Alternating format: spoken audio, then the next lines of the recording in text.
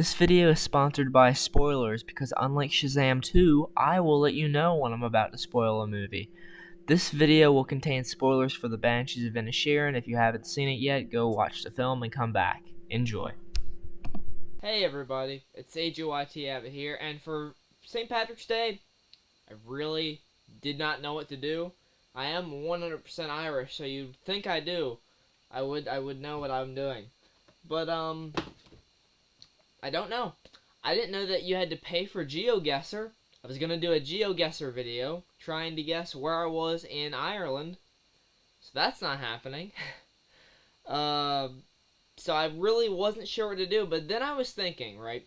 The Oscars recently happened, and there was one film in particular that I felt like really got left out. I'm not going to say it deserved Best Picture. I would have personally picked it for Best Picture. I think Everything Everywhere All at Once was awesome, right? It is the film that deserved Best Picture, right, out of all of them. Well, maybe Top Gun Maverick, but that's me talking as a Top Gun fan, die-hard fan. That movie was perfection. Anyway, purpose of today's video. We are going to be talking about one of my most favorite films of last year that comes from, takes place in Ireland, The Banshees of Inisherin. This movie got a lot of press, got some nominations. For sure, I think it had the third or fourth most nominations last year, next to Everything Everywhere All at Once, and I think maybe Elvis, possibly. But The Banshees of Inisherin was a fantastic film, and I wanted to take a few minutes to talk about it today. I'm not going to go really in-depth. This isn't a movie review. This is just me talking about some things that I wish it had won for the Oscars. So moving into Best Supporting Actress. Now, Best Supporting Actress, Jamie Lee Curtis, Stephanie Hsu. Fantastic. I don't even know if I'm pronouncing Stephanie's last name right. I hope I am. Probably not. Anyway, Carrie Condon played Siobhan in The Banshees of Inisherin. She is Podrick's sister, so she's playing Colin Farrell's sister. She did a fantastic job, and I'll include clips of these performances and different things that I'm talking about in the video here. Well, I don't like to judge people in those terms now, do I? In what terms? In order their dimness. Well, I know you don't, neither do I, but try like... No, I won't try. There's enough judgy people on this feckin' island, so no. You're not dim. You're a nice man, all right? So move on. She was fantastic. She would have been my pick. Now, when you look at her character, right, Siobhan, she's very, what's the word? She cares a lot about Podrick, but she's also tired of always having to kind of carry him through life. You have, obviously, the Banshees of Inisherin telling the story of Podrick and, Colm Doherty's feud. Colm breaks up with Podrick at the beginning of the film, tells him, I don't want to be friends anymore. I just don't like you anymore. So, you have Podrick slowly just dipping into a very deep depression here. You have Carrie Condon's character, Siobhan, his sister, who is kind of, trying to tell him to get over it, trying to maybe patch this feud up in some sort of way. But you have this friendship taking a toll on both characters, Colm and Podrick, in such a different way.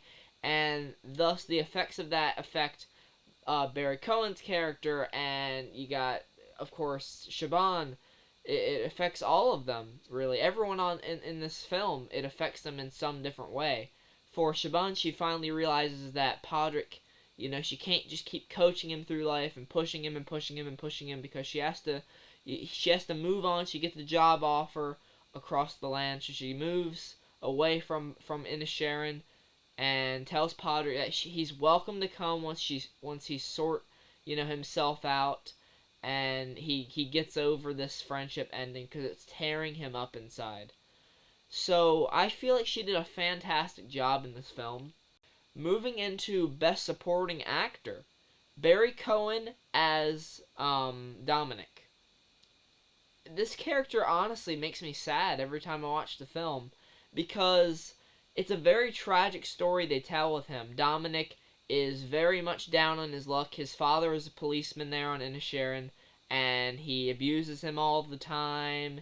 You see, he's bloody and bruised up. He's like, he hit me with the kettle and everything. Podrick tells him, he's like, you know what? Even to try and patch things up, I told one of his friends that his aunt was dying from being hit with, with a bread van, and Dominic he kind of takes a second. He's like, I used to think you were the best one of them, but it seems like you're all this, you're just as bad as them.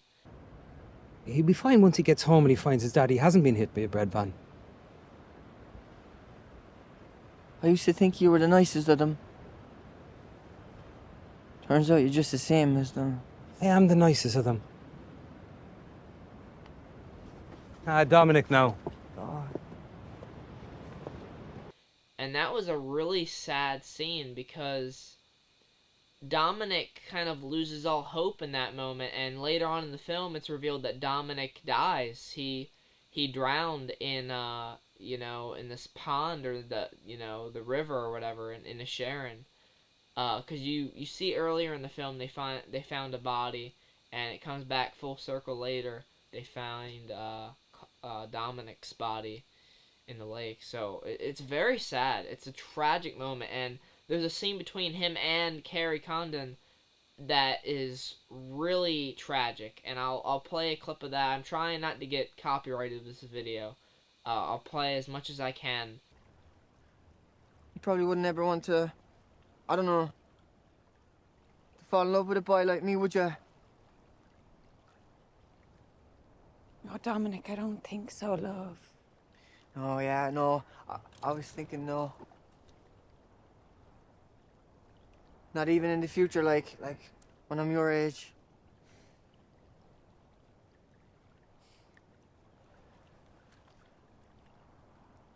Yeah, no. I didn't think so. Just thought I'd ask on the off chance. Like faint heart and that.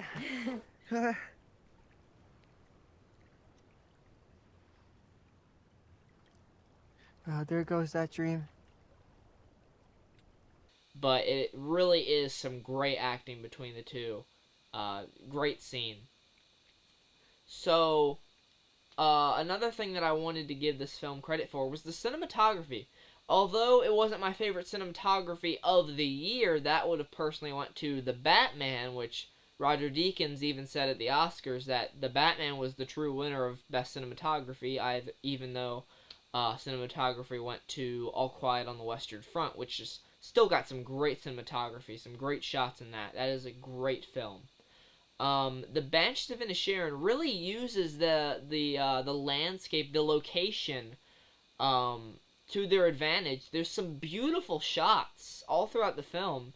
Many in particular when they're like looking over a massive body of water, they're on top of a mountain, or where when Shaban is leaving, she's waving at Podrick, and you see, the rule of thirds here really is used good. I mean, I know that's common, that's pretty much textbook filmmaking, of course, but they just use it to such a great effect in the film. I wish it would have gotten at least a nomination for that. I felt it was very underrated. The soundtrack is very good. I guess the soundtrack for Everything Everywhere was still very good. I would have probably given the soundtrack to Babylon or The Batman, which was not nominated. The Batman was snubbed for quite a few things this year. But then we get to Best Actor, Colin Farrell. Okay, Colin Farrell was definitely great. I'm not going to discredit his performance. Austin Butler and Brendan Fraser, who did win. Brendan Fraser was phenomenal. Fantastic win on his part. Austin Butler did the 3 years of work for Elvis, I understand. He definitely was my number 2 pick. But he got this far with his career just starting now. He's definitely going to be up for another Academy Award soon. I can guarantee that.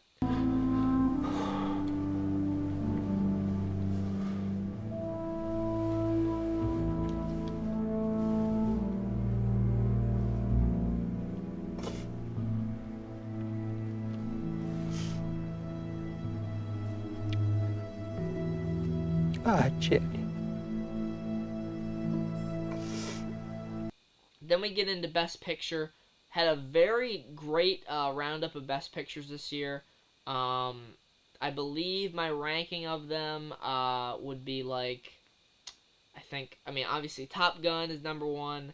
Then, you know, you got Everything Everywhere All at Once and Elvis, or Banshees, then Elvis, or no, Banshees, Fablemans, Elvis, Avatar, The Way of Water, All Quiet, and then you got Women Talking and Triangle of Sadness somewhere in there as well. I'm not sure if I'm leaving any of the other nominations out. I probably am. In my opinion, just saying this off the record, this isn't to do with anything about Banshees. The Whale and Babylon should have definitely taken the place of Women Talking and Triangle of Sadness. Those two movies aren't bad. They weren't, I don't know, they just weren't for me. I didn't get really much enjoyment out of them. There were some decent points in both of them, like I will say the screenplay for Women Talking that won the Oscar, very well deserved, because that movie is pure screenplay. You're watching that script work throughout the whole film. But back to Banshees. For Best Picture, it was the one that I was hoping, kind of like the underdog pick, but as the night went on, it was kind of like All Quiet on the Western Front, All Quiet on the Western Front, or Everything Everywhere All at Once, Everything Everywhere All at Once. And, you know, I'm very, very happy for Everything Everywhere All at Once winning Best Picture. It was fantastic, very well deserved. But I would have liked to see Banshees win a little bit more. Same for Elvis. I could make the same exact video for Elvis and Babylon. Really, Babylon didn't win anything. It didn't even win costume design, which I had bet on costume design. But Wakanda Forever's costumes, they were good. They were very well deserved. I'll be honest. Black Panther, that won Best Costumes back then, so I should have probably predicted that Wakanda Forever would have took it. But Babylon, you know.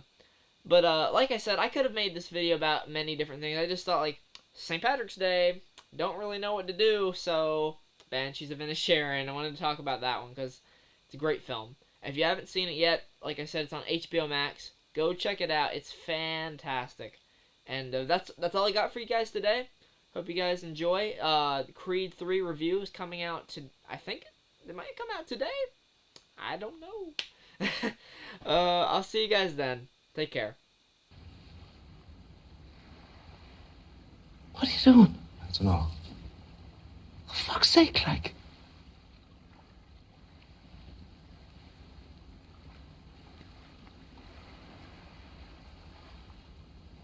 How's the new tune? What?